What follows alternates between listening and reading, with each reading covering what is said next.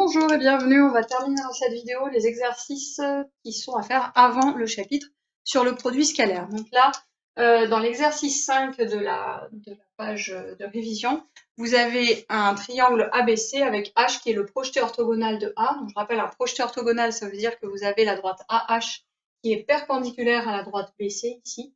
H, projeté orthogonal de A sur la droite BC, et les mesures AB3, BH2, et HC qui est égal à 4, il n'y a pas d'unité, ça n'est pas grave, c'est unité de longueur.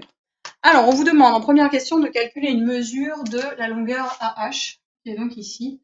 Alors là, j'espère quand même que ça ne vous pose aucun problème. On voit rapidement que j'ai un triangle rectangle.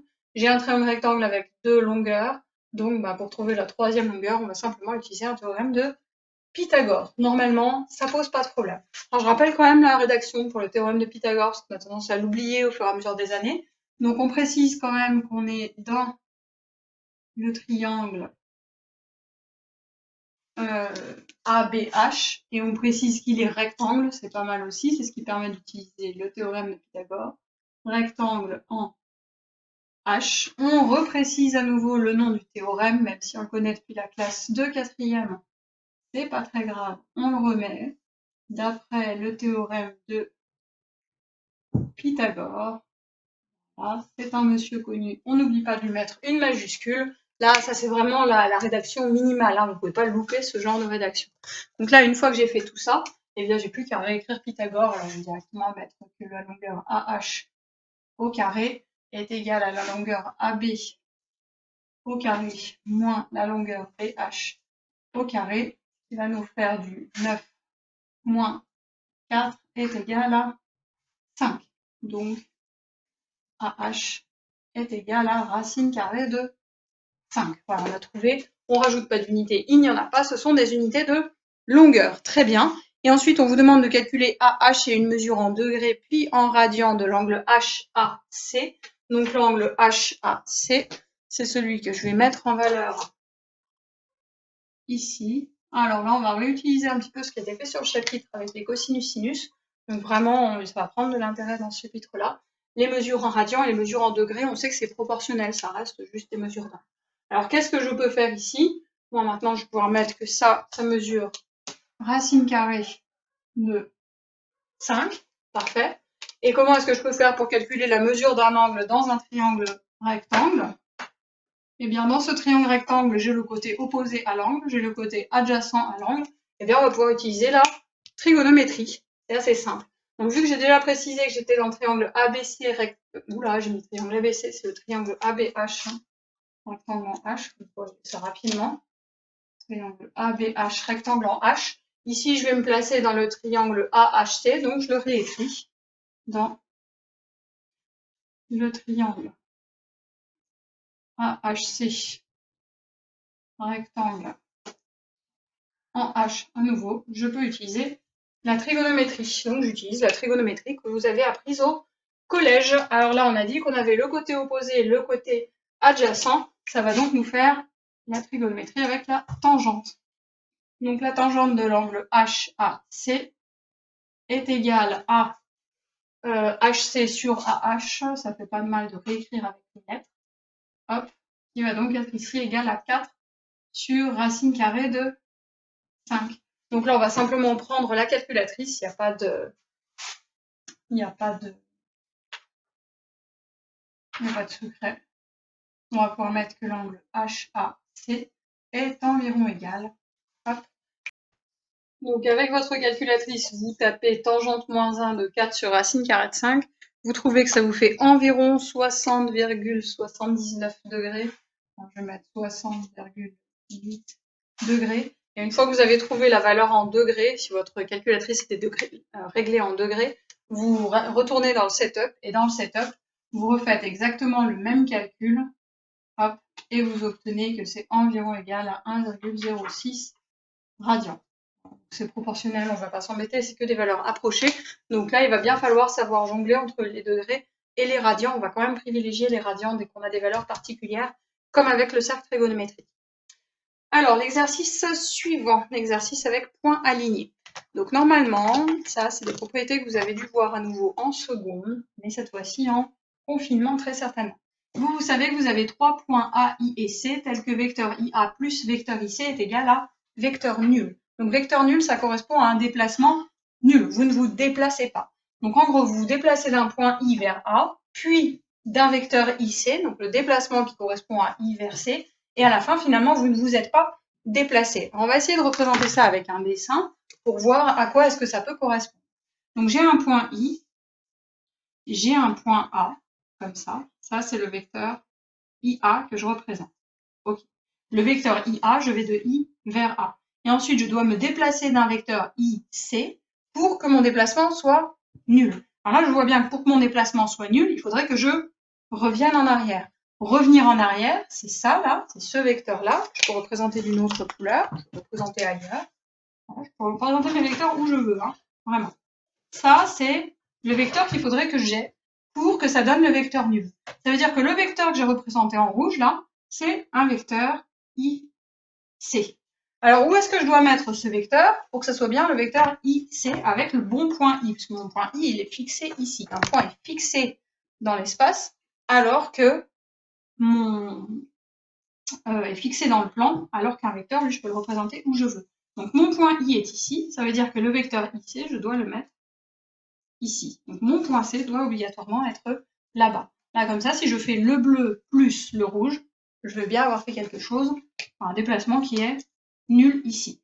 Donc là, la première question qui m'est posée, c'est est-ce que les points I, A et C sont alignés?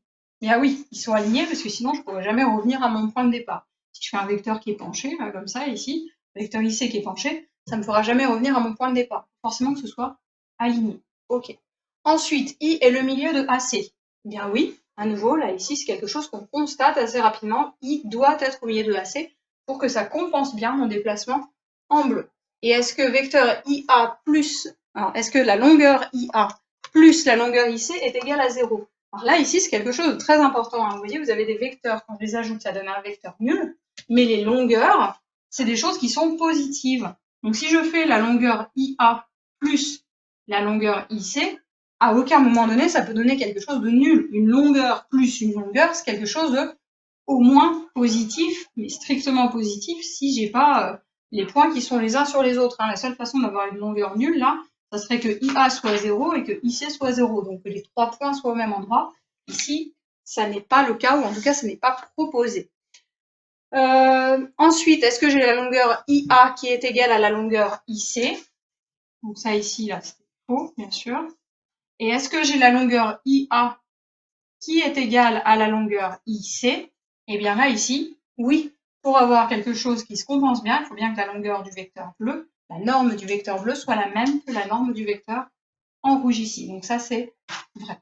Alors, comment est-ce qu'on pourrait expliquer ça un petit peu différemment? Vous l'avez peut-être fait l'année passée.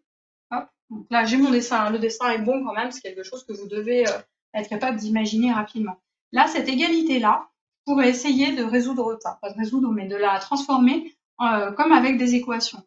Donc cette égalité-là, je pourrais par exemple passer le vecteur IC de l'autre côté, la faire moins le vecteur IC. Ça fait que le vecteur IA va être égal à moins le vecteur IC. Ici, on peut vérifier, est-ce que c'est toujours bon sur le dessin? Est-ce que vecteur IA, c'est moins le vecteur IC?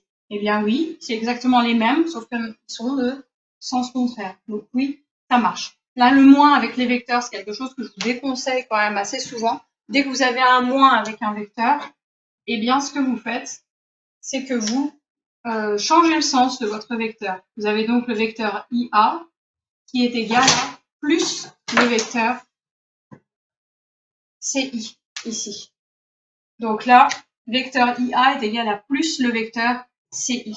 Et là, d'un coup, on voit bien, vecteur CI va dans ce sens, vecteur IA va dans ce sens. Toutes ces écritures-là correspondent à la même chose, à des points qui sont alignés, et I qui est au milieu du segment AC. C'est tout pareil.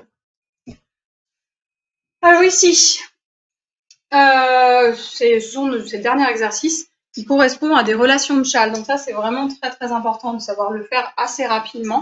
J'ai vecteur AB plus vecteur BD. Donc je pars d'un point A, je me déplace en B, puis je pars du point B, je me déplace en D. Finalement, là, vu que j'ai exactement le même point, B, ici, je pars de A, j'arrive en B, puis je repars de B, j'arrive en D, On appelle ça une relation de Chasles. Je peux les regrouper en un seul. Finalement, le déplacement global qui a été fait, c'est un déplacement de A vers D. Alors, le dessin que vous avez certainement fait l'année passée, c'est que vous représentez un vecteur AB, comme ça. Hop, un vecteur AB. Puis ensuite, vous représentez à la suite un vecteur BD. Ici. Donc, je me déplace de A, B, puis de B, D. Là, ici, je ne me suis pas téléporté entre-temps. Je viens faire un déplacement sans lever le stylo. Qu'est-ce que j'ai fait finalement? Je me suis déplacée simplement de A vers D. D'accord? Donc là, je pars de Marseille, je monte à Paris, puis je redescends à Lyon. Finalement, je me suis déplacée de Marseille à Lyon. D'accord? On se moque des étapes intermédiaires. Le vecteur, il correspond vraiment à un déplacement global et on ne s'intéresse pas des étapes intermédiaires.